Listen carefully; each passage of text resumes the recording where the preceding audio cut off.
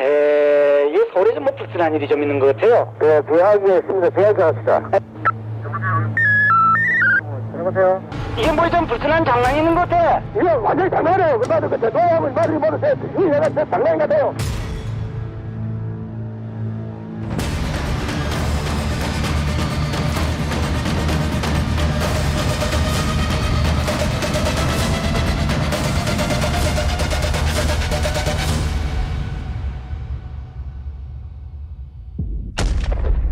실패하면 반역, 성공하면 혁명 아닙니까?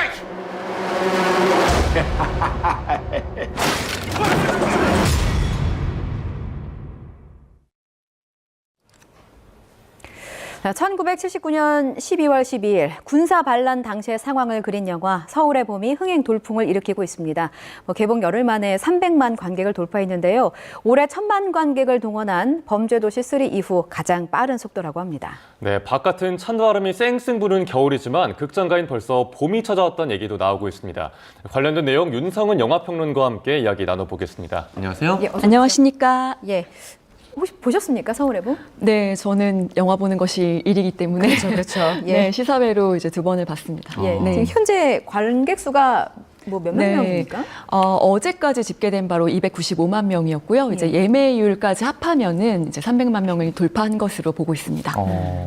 네, 이런 속도가 굉장히 최근 한국 영화 중에 없던 속도였잖아요. 네. 범죄도시 3 이후에는 처음인 것 같은데 이게 어떤 의미가 있다고 볼 수 있을까요? 네, 사실 코로나 이전까지의 데이터는 많이 있지만 코로나 이후에 관객들의 성향이 너무 많이 바뀌어서요. 이제 그런 데이터를 좀 차곡차곡 쌓아가고 있는 중이라서 좀 섣불리 말씀드리긴 어렵지만 사실 여름에 개봉했었던 밀수보다도 300만 관객 돌파 그 날짜가 훨씬 조금 빨랐고 그리고 지금 이 영화 같은 경우는 처음에 예매율보다도 지금 계속해서 입소문을 타면서 관객들이 늘어가고 있는 추세이기 때문에 좀 많은 그 영화계에서는 기대가 큰 작품입니다. 네. 평론가님 뭐 시사회 2번 보시고 N차 관람하셨다고 하는데 이게 젊은이들 사이에서도 N차 관람 열풍이 일고 있더라고요. 이게 볼 때마다 느낌이 좀 다릅니까? 그럼요. 모든 영화가 한 번 볼 때와 2번 볼 때와 또 계속 여러 번 볼 때 느낌이 다르고 또 안 보이던 것들이 보이고 하기 때문에 그런 데 있어서 이제 N차 관람의 어떤 매력이 있다라고 할 수 있는데요. 처음에는 이제 호기심으로 봤다가 두 번째는 이제 어떤 영화적인 연출이라든가 뭐 의도라든가 이런 것들을 좀 세세하게 분석하면서 보게 되죠. 네, 그게 N차 관람의 그 묘미인 것 같아요. 말씀해주신 부분이. 네. 저도 지난 주말에 극장에 가서 이 서울의 봄을 봤는데 연령대가 다양한 것 같으면서 중년 분들이 좀 많은 게 인상적이었거든요. 네. 실제로 관람객 연령대는 어떻게 분포가 되어 있습니까? 네, 아무래도 아마 중년이 많다라고 느끼신 것은 이 다른 영화들에 비해서 저희 중년 관객들의 비중이 높다라고 보신 것 같은데요. 예. 한 50대 이상이 지금 한 17% 정도로 보고 있고요.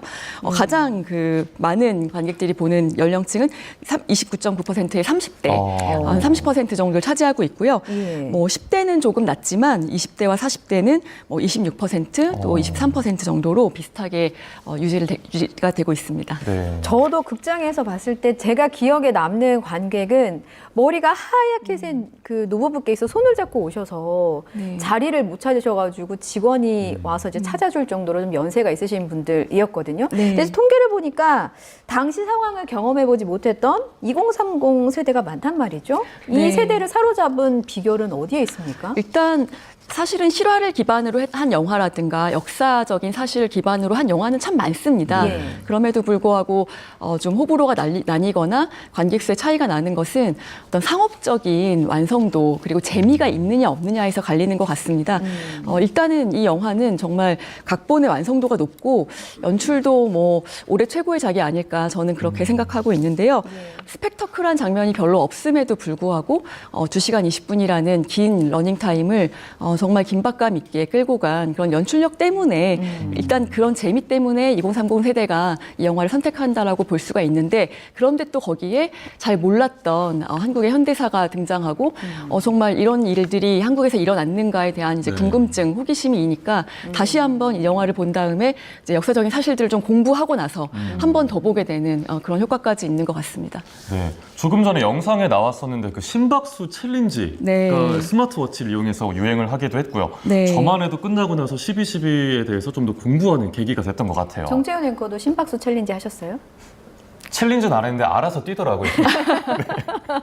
막 심박이 막 뛰는 게 올라갔는데 네. 네, 그게 느껴졌었습니다. 네. 그런데 12.12 쿠데타를 영화로 담아낸 거는 서울의 봄이 처음으로 알고 있습니다. 네. 이게 김성수 감독이 아수라 이후에 7년 만에 내놓은 작품인데 네. 12.12 군사반란 사실 모든 국민이 결과를 알고 있잖아요. 네. 근데 이런 스토리를 가진 그 내용을 영어로 만드는 게 쉽지는 않을 것 같아요. 네, 사실 12.12 사태를 그동안 영화화하지 못한 것은 아무래도 관계자들이 많이 살아있다라는 점도 좀 컸고요. 그리고 또 한 가지는 말씀하신 대로 이것이 이제 군사 쿠데타 반란인데 반란군들이 승리하는 성공을 거두는 이야기이기 때문에 상업적으로 만들기에는 관객들에게 굉장히 씁쓸함을 남깁니다. 그러니까 뭐 심박수 챌린지도 그런 그 맥락에서 이해할 수 있는 것이죠.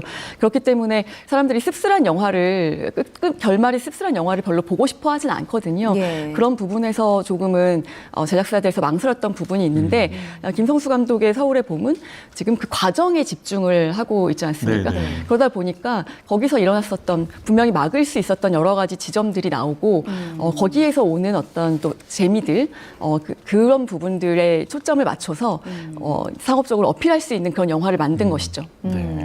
조금 주춤하는 이유가 그 해당 인물들이 살아있기 때문이다라는 부분을 지적을 해주셨는데 정말 흥행 중이긴 한가 봐요. 정치권에서도 이 영화와 관련된 이 영화를 둘러싼 설전들이 오가고 있습니다. 무엇 때문인지 한번 준비해봤습니다. 듣고 오시죠.